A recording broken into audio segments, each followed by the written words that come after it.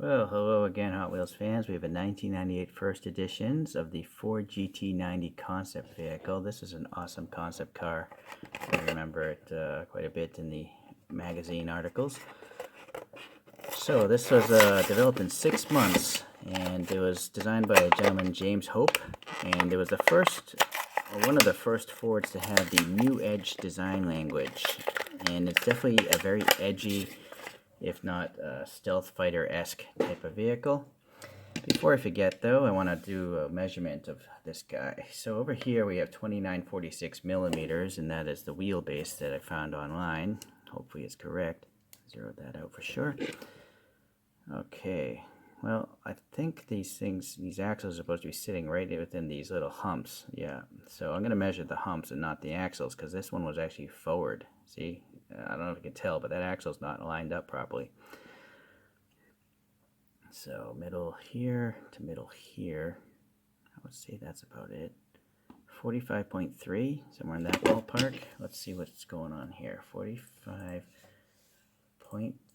equals, alright, so it's 165. This actually might be 164 scale, or it's close enough. I may have measured those humps incorrectly. So I think it'll sit in well with actual scale models and look okay. But I'm going to list it as 165. Anyways, back to these photographs here. So it's powered by a V12, which is not very common from Ford, and it was 5.9 liters, making 720 horsepower. Sorry, I'll focus on the casting now. It's very white, right? So it's hard to focus and see the details. So 0 to 60 on this guy is supposed to be 3.1 seconds. That's very fast, I think. And then it's made from aluminum and carbon fiber. And then the exhaust would get so hot that it would melt the body panels. So it actually had ceramic tiles around the exhaust, very much like the space shuttle used.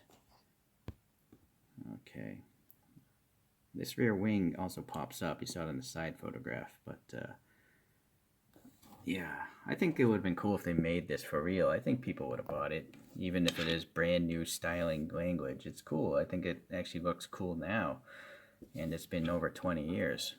So, alright, well, let's see. Yeah, a little roughness in the bottom of the casting there, but yeah, you got that new edge faceting. It's like a faceted jewel, right? I'm going to guess this must be the fuel filler, just some vents or something. The wheels I'm going to replace. And then, yeah, definitely going to have to add some black paint here. The oval here would need some blue, some brake ducts here. So these are apparently turn signals. And then little LED strips there. Some vents. Oh, well, this is nice. Whoa, hold on there. Do I actually see fan details? Yeah, I don't know if you can see that. Let me, can I get the light in there, though? Hold on, let me try from this side. Well, I get a flashlight. Yeah, there you go. See, there's actually radiator fans, part of the metal base.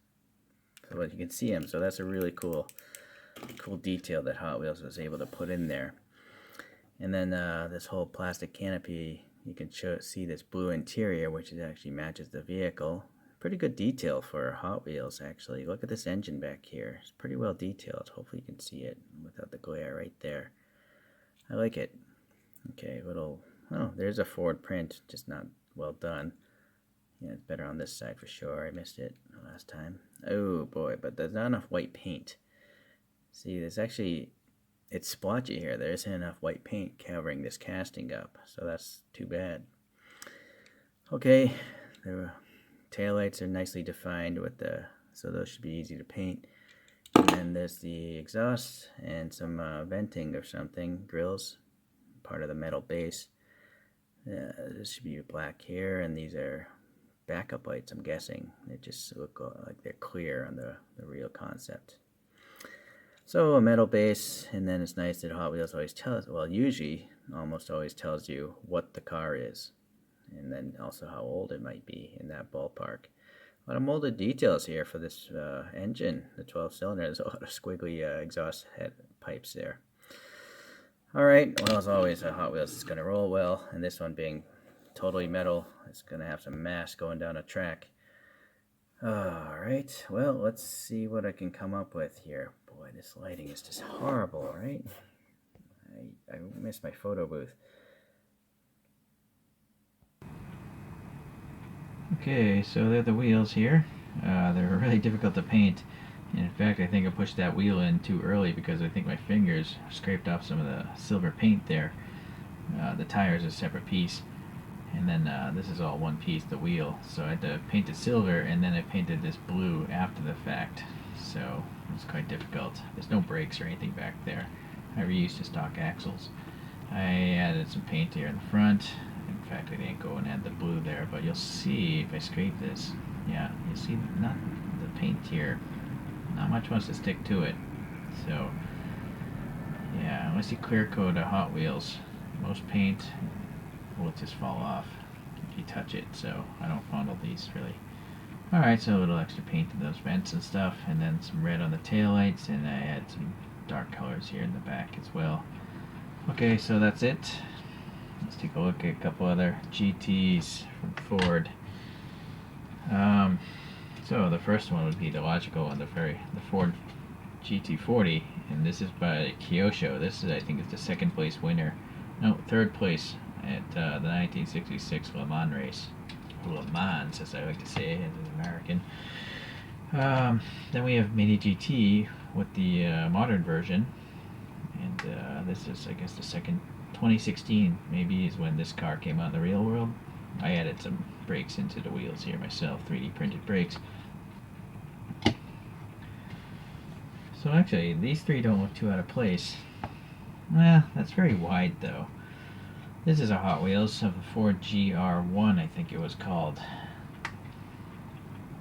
Shelby, yeah, GR1 concepts. So chrome, 3D printed wheels, of course. There are some brakes, but they're so far back in there, it's hard to see them.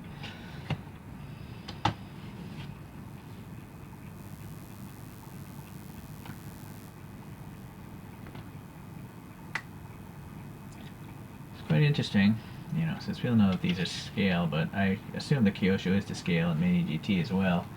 The growth of modern vehicles, right? Look how much bigger that thing is now with all the safety, you know, the crash bumpers and side airbags and all the extra computers and bits.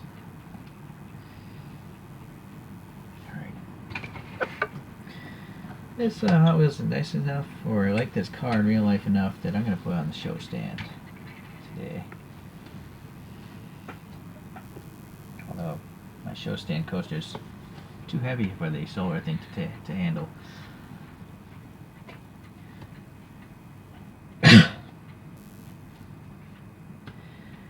So, yeah, I think it's a cool looking car. I guess it's just a little bit ahead of its time.